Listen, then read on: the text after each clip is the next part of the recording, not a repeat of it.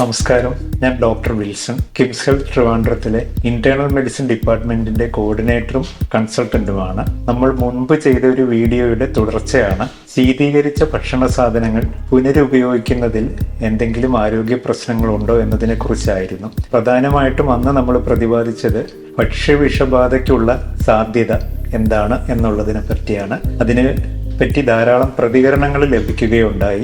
വന്ന കമന്റുകളിലുള്ള ചോദ്യങ്ങളുടെ ഉത്തരമാണ് ഇന്നത്തെ രണ്ടാമത്തെ സെഷൻ. വേവിക്കാതെ ഫ്രിഡ്ജിൽ വെച്ച റോ മീറ്റ് കുക്ക് ചെയ്യുമ്പോൾ ഈ പ്രശ്നമുണ്ടോ? ഇതിലുള്ള പ്രധാന കാര്യം എന്ന് പറയുന്നത് സേഫ് റെഫ്രിജറേഷൻ പ്രാക്ടീസസ് ആണ്. നമ്മൾ റോ മീറ്റ് പ്രൊക്യൂർ ചെയ്ത് കഴിഞ്ഞാൽ ഇമീഡിയറ്റ്ലി റെഫ്രിജറേറ്റ് ചെയ്യുകയാണെങ്കിൽ ഈ പ്രശ്നം വലിയൊരളവ് വരെ നമുക്ക് പ്രതിരോധിക്കാൻ സാധിക്കും. എന്നാൽ റെഫ്രിജറേറ്റ് ചെയ്യാൻ വലിയ കാലതാമസം ഉണ്ടാവുകയാണെങ്കിൽ അണുബാധയ്ക്കുള്ള സാധ്യത കൂടുതലാണ്. രണ്ടാമത്തെ ചോദ്യം, കടയിൽ നിന്ന് വാങ്ങുന്ന ആഹാര സാധനങ്ങൾക്ക് മാത്രമേ ഈ പ്രശ്നം വരാറുള്ളൂ, വീട്ടിലുണ്ടാക്കുന്ന ആഹാര സാധനത്തിന് ഈ പ്രശ്നം വരില്ലേ എന്നുള്ളതാണ്.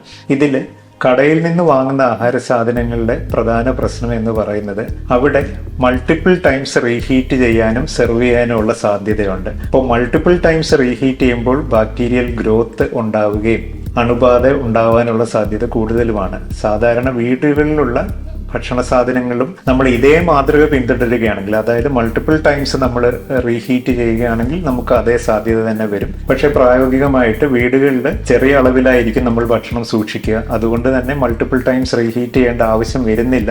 അതുകൊണ്ട് താരതമ്യേന ഭക്ഷ്യവിഷബാധ സാധ്യത കുറവാണ് എന്ന് മാത്രമേ ഉള്ളൂ. മറ്റൊരു രസകരമായ ചോദ്യം ഇതാണ്, ഇതുവരെ ഞാൻ ഇങ്ങനെയാണ് ആഹാരം കഴിക്കുന്നത്, ഇതുവരെ ഒന്നും സംഭവിച്ചിട്ടില്ല. അതിന്റെ ഉത്തരവും രസകരമാണ്. അത് നമ്മുടെ ഭാഗ്യം കൊണ്ട് മാത്രമാണ് അങ്ങനെ സംഭവിക്കാത്തത്.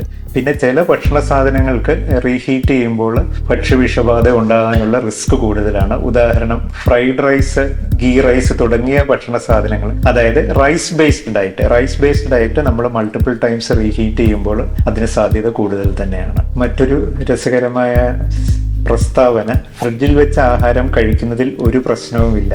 ഞങ്ങൾ ഈ വീഡിയോയിലൂടെ പറഞ്ഞതും ഫ്രിഡ്ജിൽ വെച്ച ആഹാരം കഴിക്കുന്നതിൽ ഒരു പ്രശ്നവുമില്ല എന്നല്ല, ചില സമയങ്ങളിൽ പ്രശ്നം ഉണ്ടാകാനുള്ള സാധ്യതയുണ്ട്. എന്ന് പറഞ്ഞാൽ മജോറിറ്റി ടൈമും പ്രശ്നം ഉണ്ടാവാറില്ല, എന്നാൽ അപൂർവമായിട്ട് ഭക്ഷ്യവിഷബാധയും അങ്ങനെയുള്ള കാര്യങ്ങൾ സംഭവിക്കാൻ സാധ്യതയുണ്ട്.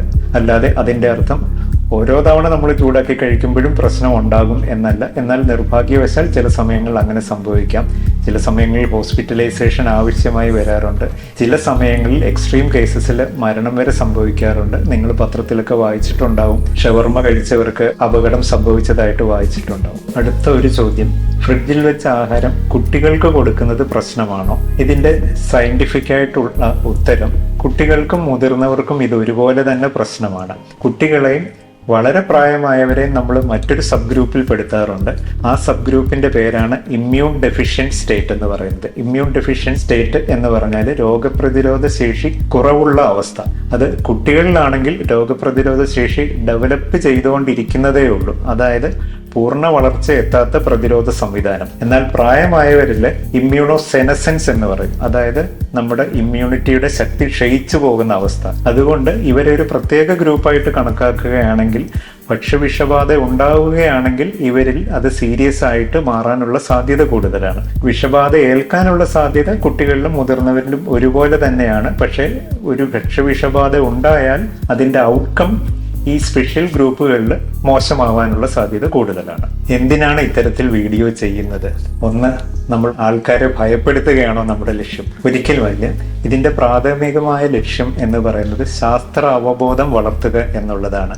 ഹെൽത്ത് റിലേറ്റഡ് മാറ്റേഴ്സിലാണ് ഏറ്റവും അധികം റൂമേഴ്സും ഫോൾസ് ഇൻഫർമേഷൻസും അല്ലെങ്കിൽ സ്യൂഡോ സയൻസ് എന്ന് പറയുന്നതും ഒക്കെ സ്പ്രെഡ് ചെയ്യുന്നത്. ഇത്തരത്തിലുള്ള ഫോൾസ് ഇൻഫർമേഷൻസും സ്യൂഡോ സയൻസുമാണ് ജനങ്ങളിൽ ഏറ്റവും അധികം പരിഭ്രാന്തി ഉണ്ടാക്കുന്നത്. ഞങ്ങളുടെ ലക്ഷ്യം വ്യക്തമായ സയന്റിഫിക് ഇൻഫർമേഷൻ, അതായത് എവിഡൻസ് ബേസ്ഡ് മെഡിസിൻ എന്ന് ഞങ്ങൾ പറയുന്ന കാര്യം, അതായത് തെളിവോടുകൂടിയുള്ള ശാസ്ത്ര സത്യങ്ങൾ അഥവാ ആരോഗ്യപരമായ സത്യങ്ങൾ ജനങ്ങളിലേക്ക് എത്തിക്കുക. അതുവഴി ആരോഗ്യബോധം ഉണ്ടാവുക, അനാവശ്യമായ ഭയം ഒഴിവാക്കുക. പിന്നെ സേഫ് പ്രാക്ടീസസ്, അതായത് ആരോഗ്യത്തെ എങ്ങനെ സംരക്ഷിക്കാം എന്നുള്ള പ്രാക്ടീസസ് ജനങ്ങളിലേക്ക് എത്തിക്കുക തുടങ്ങിയവയാണ് ഞങ്ങളുടെ ലക്ഷ്യങ്ങൾ. മനസ്സിലായി എന്ന് കരുതുന്നു. എല്ലാവർക്കും ശുഭദിനം.